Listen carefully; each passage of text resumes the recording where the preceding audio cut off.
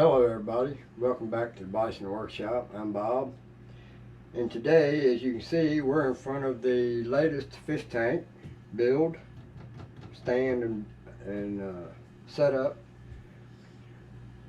This one here, I have noticed that when I leave the door closed on this, there's still not enough vent going on in there, and I'm starting to get mold growing on my paint, so I have to keep taking bleach rags and bleaching it. So I've decided to just leave it open and just drape vines on it to make it look like they're growing out of the water. So it's been staying nice and dry, nothing gets wet, and the only thing that's bad about that is if a fish jumps up out of there, he can hit the floor and probably die at a time when I'm not watching this floor. But anyway, this is about maintaining your canister filter. I have a canister filter on all my tanks, and here's what I got. We got a canister filter, and it's very simple to do. You unplug it from the wall, you pull the valve up, and pull that up out of there, and they got check valves on them to make sure that you don't it doesn't back flush into the floor. So I'll show you how that works. So basically we want to make sure that none of the wires are wounded around each other to make sure that you're coming straight out with it. So we want to find that wire. We know which one it is, but well, maybe. No, that was the same as the wave maker. So we're going to have to fish this wire, find out where it's going, which is, yep, this one right here.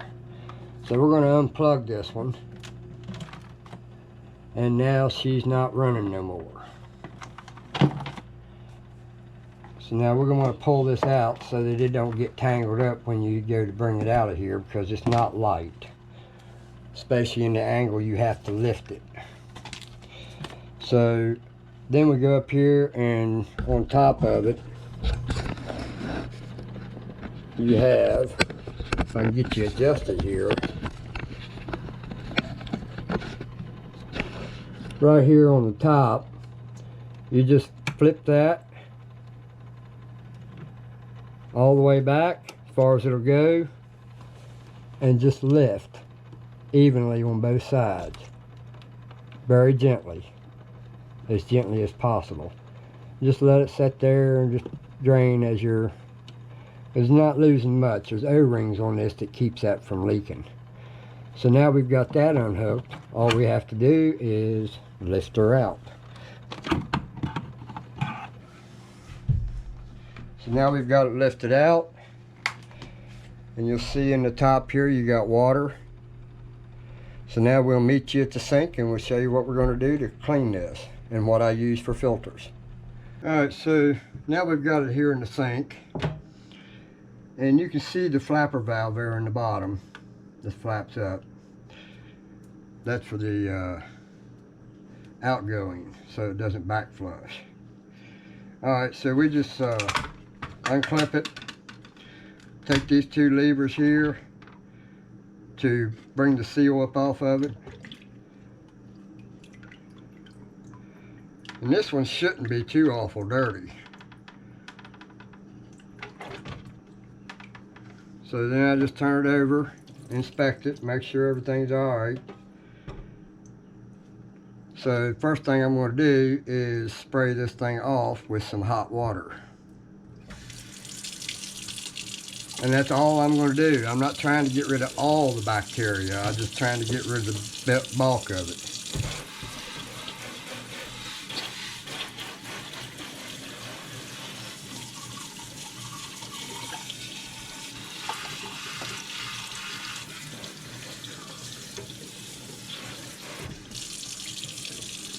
And that's all I need to do to that. And then we'll inspect the O-ring. You have an O-ring on the around this that it's a good idea to take it off and clean it. So what I do is just grab me a little something to grab it with. Little butter knife. Just get underneath of it, slide it up off of that, and then we can just roll it around all the way around it.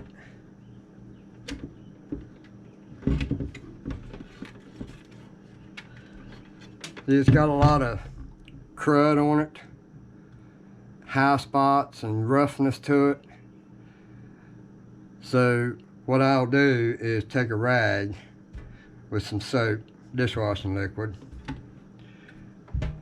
and clean that up.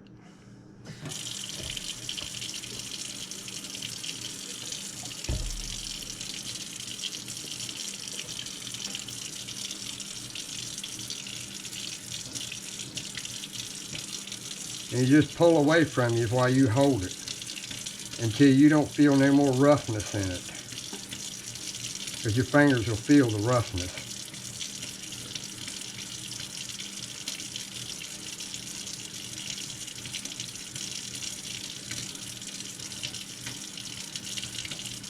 And then take the hot water and that will get rid of most of the grease. And it softens the rubber to make it expand some more from the heat. So then we'll take us a toothbrush and we're going to clean that groove out all the way around it.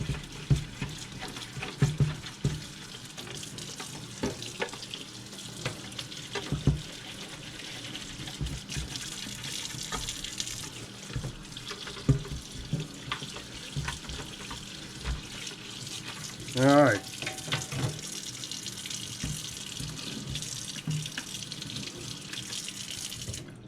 So now we've got that taken care of. Then we're going to dry that. But in the meantime, we're going to go ahead and start on this. So this is your first plate. I'll just wash it off with sprayer. Like I said, I don't want to get rid of all of the bacteria. What the sprayer don't get is enough to activate any other bacteria and start the growth process. So I'm not getting that in depth with it. Alright, so the first one I have, which this is actually clean. I could probably went another year with this one. And it's just got these little porcelain cubes or discs. It's just to give it more surface area. So I'll just spray them off.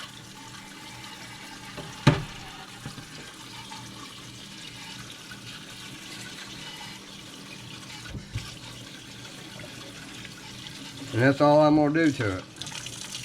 Turn it over and spray any that might have clumped up.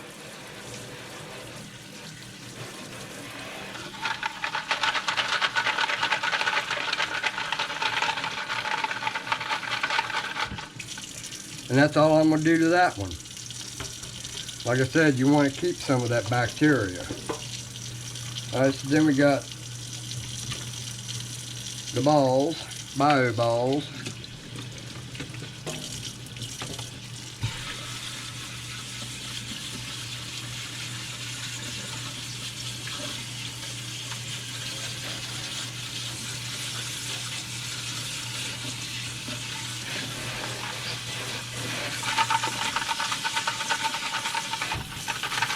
And that's all I'm going to do.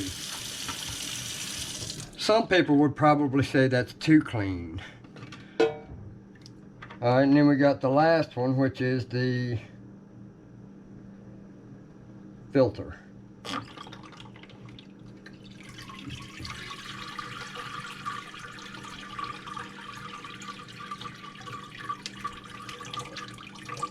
Alright, so now we've got a foam piece in there, biofilter. Then we got the one that gets disposable. This one will get thrown away Because look at that. And that's only about a year's worth of dirt. I clean mine once a year. So that'll go in the trash. And then I'll get a new one to put in its place. So then we've got another one down here that don't look like it's all in bad shape. Like I said, I probably could have went in maybe another 6 months. Anyway, filter was actually stopped up more than anything. So I'll just spray these out.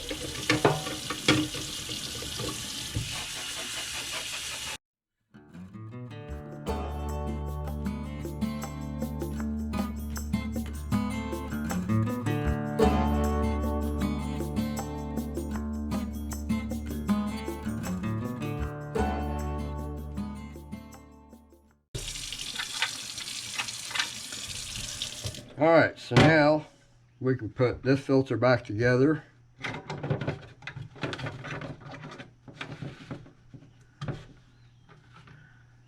You get a filter.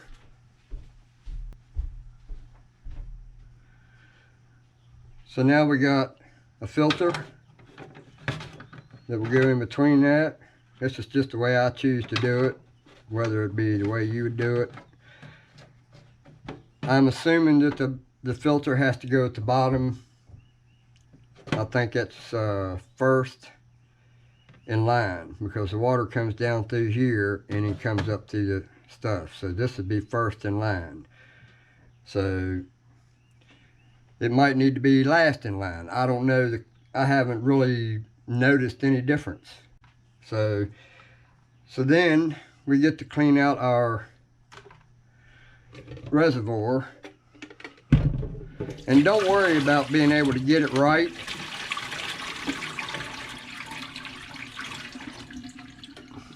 See, that one's not too bad. You see that sticker down in the bottom? That's where you put your hole that's in each one of your cages. So I'm just going to spray this out with some hot water.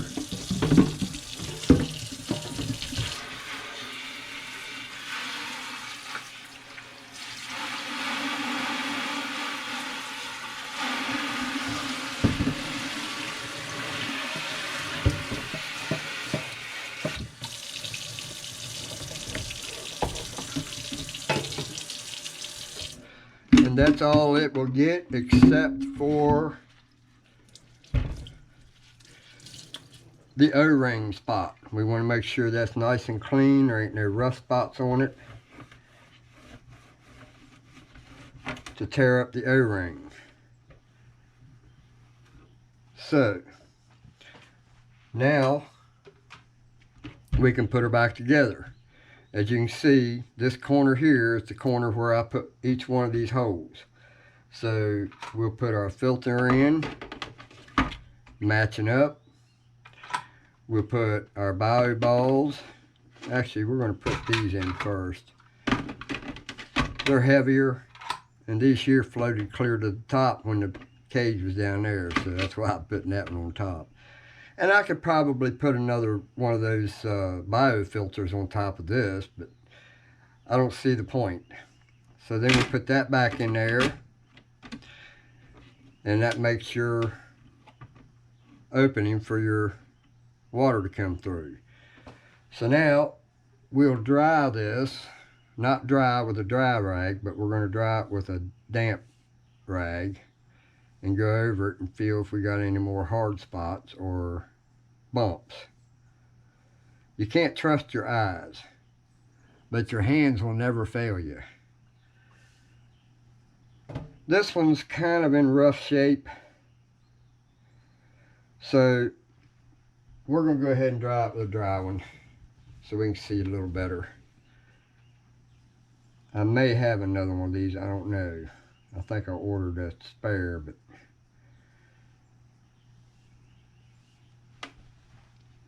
I think this one is salvageable. Oh, wait a minute, that thing's in pretty good shape. Just that one spot, it feels like it's got a... That's on the inside anyway, so it don't matter. Alright, so we're going to take some of this 100% silicone grease, and it don't take much. I mean, none, almost none, but enough. So I'll just get about a 1/4 inch drop on my finger, and then I'll just start bringing that around it with all 3 of my fingers, squeezing it so it has no way to go but to press onto the rubber. And we're just going to coat it with a nice little film, sticky film, and that's all we need to make that thing seal. So now that we've got that done, now we can clean our hands and dry the area where the O-ring goes, so that you can make sure there's no buildup of any hard water sediments kind of deal. But this one seems to be in pretty good shape. But I'd rather make sure before I go to install it, because you don't find out until it's all plugged in and working, and then you got water coming outside of it. We don't want that. So now we can put our O-ring back on it.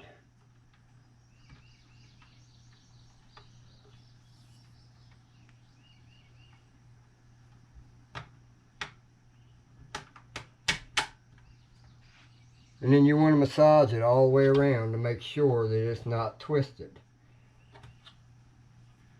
And it feels kind of sticky. My fingers got a drag on it when it's going around it. So now we line this hole up with that hole. So now we go in here, put that back in there.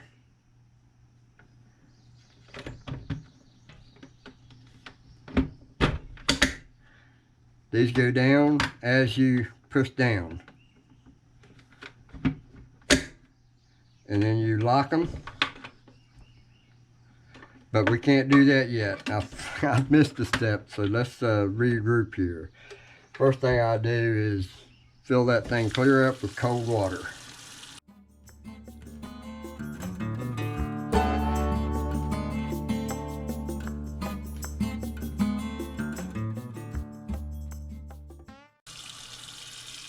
Alright, so now we're going to fill this thing just right above the nipple. There, just went over the nipple, and that's where I'll stop. They're floating some malt or some nastiness. But we wasn't trying to get all the nastiness out. We want some of that nastiness in there. So now we can put this back on like we already did before.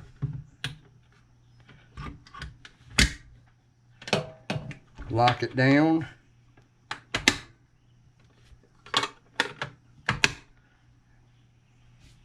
And then we will clean it off.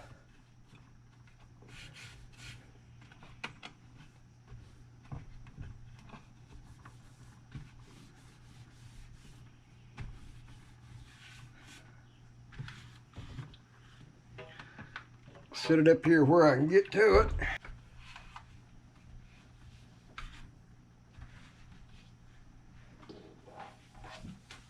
Alright, she looks like a brand new one and should work the same.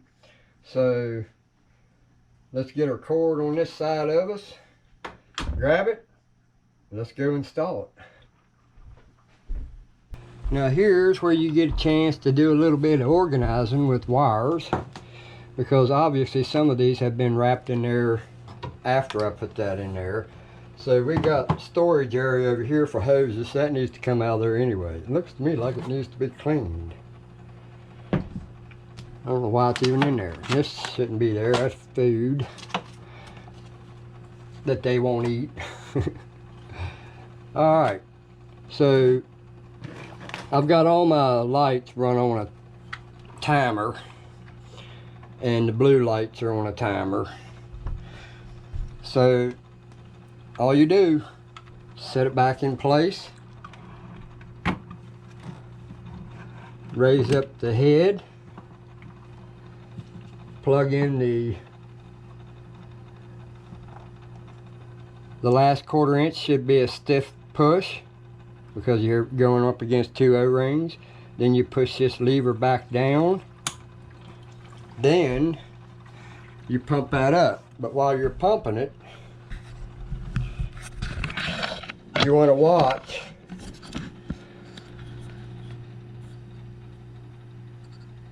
that tube right up there and see what comes out of it and when it starts flowing on its own. So we're going to pump it until we don't see very many bubbles. See the bubbles? And it'll get stiffer, so I think we're good. So now we can just wrap that back around the back side of there to make that a little shorter and unseen, and plug her back in and hope for the best. Alright, watch her. See, it's pushing all the air out. You can hear it.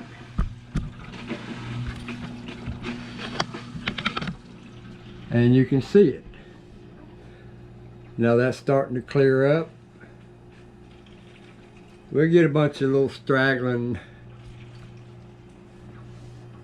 and it introduced a little bit of dirt into the tank, but now we got a clean filter, and she's running and purring like a kitten. So that's how I clean mine. I do it once a year, and I've never had any problems with my tanks. The biggest issue I have is a little bit of brown stuff that grows on there every once in a while, and you can see, and this is probably about 8 months worth of growth here. So I don't really get a lot of it, but this will get cleaned. So we're going to set up here, and I'm going to show you how I'm going to clean this. Now, I'm not going to mess with my gravel. People might say something about my gravel, but it's that way for a reason. When I put it in there, it was nice and flat and looked really nice.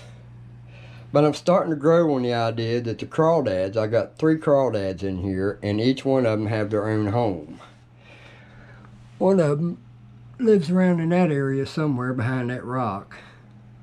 Another one lives back in here behind this rock. And another one's living over here underneath this rock. Somehow. But they have moved all that stuff and rearranged my gravel. And in some cases they rearranged plants, because this plant here used to be right there. And they keep moving my shit. So we'll set up and I'll show you what I'm going to do.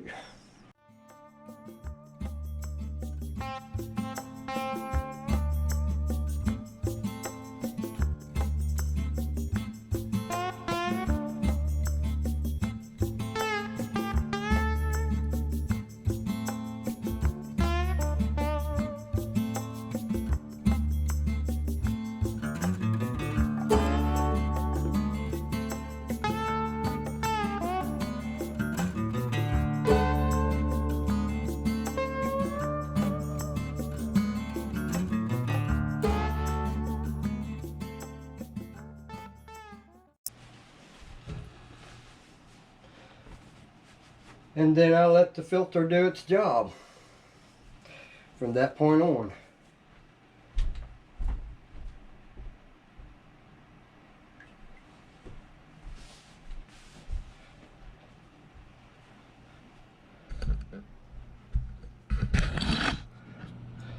So that, guys, is how you maintain your fish tank. I've always had clear water, so I must be doing something right. These fish have been in there for a while. Now I did get 2 new ones. I'm not sure what they are. I had to clean out a trap that somebody had put in the water and left it for about a month. And I had to clean out the dead crawdad, and those 2 fish were in there, and I think they're a bass. I'm not sure. Maybe if you guys are watching, you can tell me what it is. Right there. the one to the left,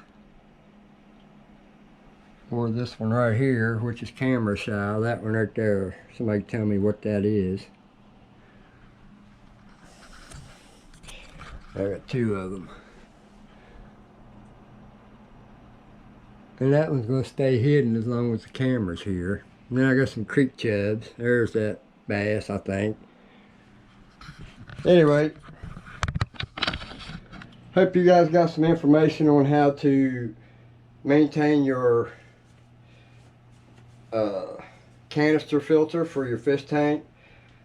They've always worked well for me. I had one dud that I ended up having to buy two to get one good one. But I can still use the canister. I just have to use another pump to pump it through there. So it still filters. It's just it don't work on its own power. So anyway, that's how you clean your canister and your fish tank, and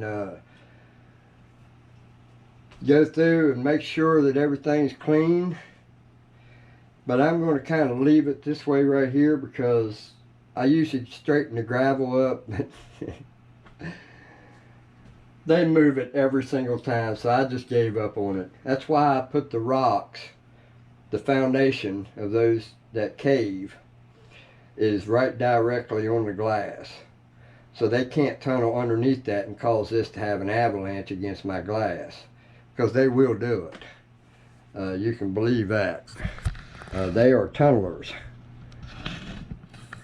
And I'll show you this tank in here.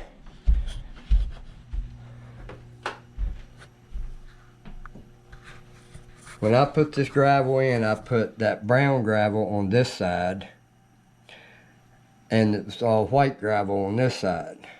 They've done mixed the brown with the white. They are workers. But I've got snails in this one. I just found a nest of them in that canister filter there. So hopefully now when I see a snail I can kill it and it will be done, like this one right here. I just squish them against the glass and pull them out of there and wash them off in the sink. And let them go down the drain. Dead. So you got one tunneling down there, you got one that's a tunnel over here, and then I think there's a third one over here. This one here just took over. I had that all looking pretty. I had the plants on each side of the skull, and the skull sitting there looking the way it's supposed to, and he done went and dug it up and moved it around, filled it up with freaking gravel. Little bastard won't leave my shit alone. But anyway, that's Bison's way of cleaning his tank, and like I said, I've never had any problems with it. We are at 75 degrees, almost 76, and they seem to like it okay. Yes, these are cold-blooded fish. They like the creek where it's cold, but they do well in here. They don't have no complaints. There them two are together. Y'all have a good one. Later.